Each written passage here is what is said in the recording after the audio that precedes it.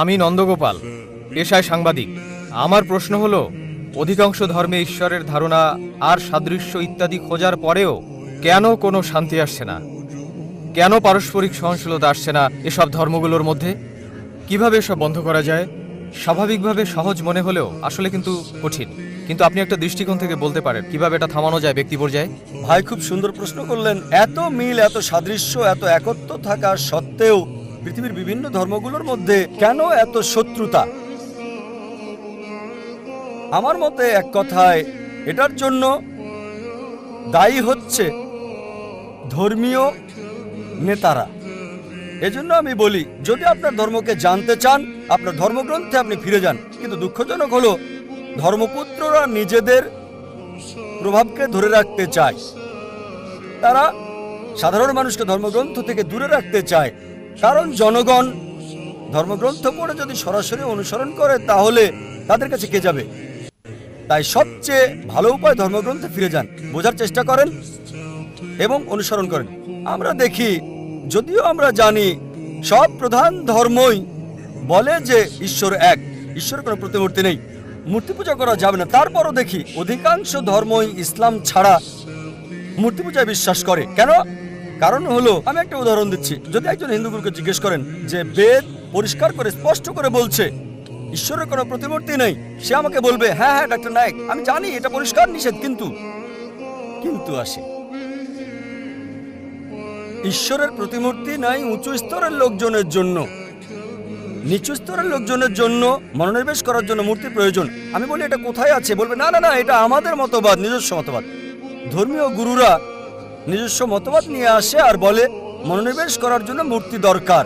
আমি আপনার সাথে একমত। তারা বলে, ডক্টর নায়েক, বেদ মূর্তি পূজার বিরোধী, বেদ সর্বশক্তিমান ঈশ্বরের প্রতিমূর্তির বিরোধী, কিন্তু সেটা উঁচু স্তরের লোকজনের জন্য। আর আমি তাদের বলি, প্রিয় পণ্ডিতজি, প্রিয় স্বামীজি, আমরা মুসলিমরা ইতিমধ্যে উঁচু স্তরে পৌঁছে গেছি, আমাদের মূর্তি দরকার হয় না। সুতরাং এই অবস্থায় আমাদের যা দরকার, অধিকাংশ ধর্মগুরু বা ধর্মপ্রচারক বা পণ্ডিত অধিকাংশ ধর্মের একই কাজ করে, যা আমি আপনাদের পরিষ্কার করে বলেছি। যীশু খ্রিস্ট ভাই সাল্লাল্লাহু আলাইহি সাল্লাম কখনোই নিজেকে ঈশ্বর দাবি করেননি। তারপরও দেখবেন যে পাদ্রীরা বিশ্বাস করতে বলছে যে যীশু খ্রিস্ট আপনার পাপের জন্য মৃত্যুবরণ করেছিলেন, আপনি মুক্তি পাবেন। যীশু খ্রিস্ট ভাই সাল্লাল্লাহু আলাইহি সাল্লাম কোথায় এটা বলেছেন? আমরা তা দেখি। আর এজন্য আমি হিন্দুদের বলি, বেদে ফিরে যান। খ্রিস্টানকে বলি, আপনারা গ্রন্থে ফিরে যান। আমি জানি পার্থক্যও রয়েছে, আমি বলছি না ধর্মগুলোতে কোনো পার্থক্য নেই। আমি বড় একটা লেকচার দিতে পারবো পার্থক্যগুলো নিয়ে, ইসলাম, হিন্দু এবং খ্রিস্টান ধর্মের। তবে আমি যা বলি, সকল মানুষকে কমপক্ষে একটা গ্রন্থকে 100 ভাগ ঈশ্বরের বাণী বলে আপনারা বিশ্বাস করে নিন। অধিকাংশ মানুষেরই এটা মানতে কোনো সমস্যা হবে না। হিন্দুরা বলবে, আমাদের কোনো সমস্যা নেই বেদকে ঈশ্বরের বাণী বলে মানতে। খ্রিস্টানরা বলবে, কোনো সমস্যা নেই বাইবেলকে শতভাগ ঈশ্বরের বাণী বলে মানতে।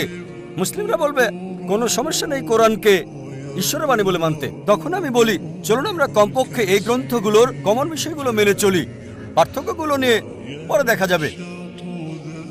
অন্তত কমন বিষয়গুলো মানার ব্যাপারে একমত হই। আমার বক্তব্যে কমন বিষয়গুলো আনার চেষ্টা করি আমি, এবং তুলে ধরি সব প্রধান ধর্মগ্রন্থগুলো, হোক সেটা হিন্দুইজম, ক্রিশ্চিয়ানিটি, জুডাইজম, পার্সিজম, শিখিজম, ইসলাম, সবগুলোই বলছে ঈশ্বর এক, তার কোনো মূর্তি নেই, তাকে কেউ জন্ম দেয়নি, তার কোনো পিতামাতা নেই। চলুন এক ঈশ্বরের উপাসনা করি। সব প্রধান ধর্মগ্রন্থগুলো, জুডাইজম, ক্রিশ্চিয়ানিটি, হিন্দুইজম, বুদ্ধিজম, পার্সিজম, এগুলো বলছে যে পৃথিবীতে একজন নবী আসবেন, তার নাম মুহাম্মদ সাল্লাল্লাহু আলাইহি সাল্লাম। আমি একটা লেকচার দিতে পারবো মুহাম্মদ সাল্লাল্লাহু আলাইহি সাল্লাম হিন্দু ধর্মগ্রন্থে, পুরো একটা লেকচার দিতে পারবো মুহাম্মদ সাল্লাল্লাহু আলাইহি সাল্লাম প্রধান ধর্মগ্রন্থগুলোতে। আমি বলবো, চলুন একমত হই, ঈশ্বর এক, তার জন্ম হয় নাই, কোনো প্রতিমূর্তি নাই, কোনো মূর্তি নাই। দ্বিতীয় হচ্ছে, সব প্রধান ধর্মগ্রন্থই বলছে একজন নবী আসবেন, তিনি সর্বশেষ নবী, তার নাম মুহাম্মদ। এটা উল্লেখ আছে বাইবেলে, গসপেল অফ জন 16 নম্বর অধ্যায়, অনুচ্ছেদ 12 থেকে 14। যীশু খ্রিস্ট ভাই সাল্লাল্লাহু আলাইহি সাল্লাম বলেছেন, আমার অনেক কিছু বলার আছে, কিন্তু তোমরা সব সহ্য করতে পারবে না। তার জন্য যখন সত্যের আত্মা আসবেন, তিনি তোমাদের পথ দেখাবেন।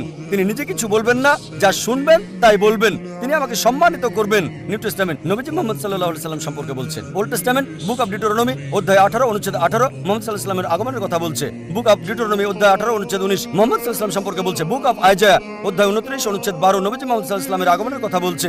বুক অফ সলোমন অধ্যায় 5 অনুচ্ছেদ 16 ওল্ড টেস্টামেন্টে নবীজি মুহাম্মদ সাল্লাল্লাহু আলাইহি সাল্লাম সম্পর্কে বলা হয়েছে। নিউ টেস্টামেন্টে গসপেল অফ জন অধ্যায় 14 অনুচ্ছেদ 16, গসপেল অফ জন অধ্যায় 15 অনুচ্ছেদ 26, গসপেল অফ জন অধ্যায় 16 অনুচ্ছেদ 7, গসপেল অফ জন অধ্যায় 16 অনুচ্ছেদ 12 থেকে 14। এগুলো সব মুহাম্মদ সাল্লাল্লাহু আলাইহি ওয়াসাল্লামের আসার ব্যাপারে বলছে। আমি হিন্দু ধর্মগ্রন্থ থেকেও বলতে পারি, যদি আপনি হিন্দু ধর্মগ্রন্থ ভবিষ্যপুরাণ পড়েন, পর্ব 3 খণ্ড 3 অধ্যায় 3 5 থেকে 8 নম্বর শ্লোক, ভবিষ্যপুরাণ পর্ব 3 খণ্ড 3 অধ্যায় 3 শ্লোক 10 থেকে 27 নবীজি মুহাম্মদ সাল্লাল্লাহু আলাইহি ওয়াসাল্লাম সম্পর্কে বলছে, অথর্ববেদ মুহাম্মদ সাল্লাল্লাহু আলাইহি ওয়াসাল্লাম সম্পর্কে বলছে, ঋগ্বেদ মুহাম্মদ সাল্লাল্লাহু আলাইহি ওয়াসাল্লাম সম্পর্কে বলছে। একটা লেকচার দেওয়া যাবে।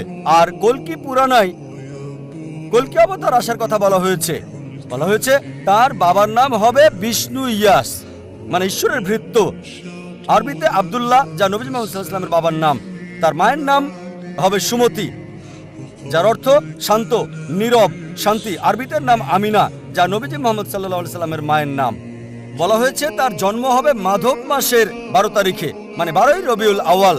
আরো বলা হয়েছে তার 4 জন সহচর থাকবে, মানে প্রথম 4 খলিফায়ে রাশিদিন। বলা হয়েছে তিনি জন্মগ্রহণ করবেন শান্তির শহর মক্কায়।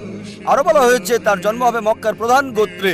এভাবে আরো আরো আরো, এটা অন্য কাউকে নয়, সর্বশেষ এবং চূড়ান্ত নবী মুহাম্মদ সাল্লাল্লাহু আলাইহি ওয়াসাল্লামকে বোঝাচ্ছে। আমি বলি পার্থক্যগুলো দূরে রেখে আসুন একমত হই, যা common. Hinduism, Christianity, Judaism, Parsism, Buddhism এবং ইসলামে আছে ঈশ্বর এক। তাকে কেউ জন্ম দেয়নি, তার কোনো প্রতিমূর্তি নেই, তারই উপাসনা করা অন্য কারো নয়। সর্বশেষ এবং চূড়ান্ত নবী হলেন মুহাম্মদ সাল্লাল্লাহু আলাইহি সাল্লাম। যদি আপনি কমন বিষয়ে একমত হন, তার ধর্ম মানেন, সবাই এক হয়ে যাব। কিন্তু সেই সব লোক যারা ধর্মের ঠিকাদার মানে ধর্মের প্রচারক, তারা তাদের ক্ষমতা হারাতে চায় না। তাই তারা সাধারণ অনুসারীদের ধর্মগ্রন্থ পড়তে নিষেধ করে। বিশ্বাস করুন, হিন্দুদের ক্ষেত্রে আমার কোনো সমস্যা নেই, কারণ তারা আমাকে ভালোবাসে, সম্মান করে। বিশ্বাস করুন, মানুষ সাধারণত ধর্মের ব্যাপারে কথা বলা পবিত্র মনে করে, আমি এটা পছন্দ করি। আর অমুসলিমরা আমাকে সম্মান করে অনেক ক্ষেত্রে মুসলিমদের চেয়েও বেশি। যখন এয়ারপোর্টে কাস্টমস পার হই, অমুসলিম কাস্টম অফিসার বলে, জাকির নায়েক, যাহা বলিব সত্য বলিব, সত্য বই মিথ্যা বলিব না।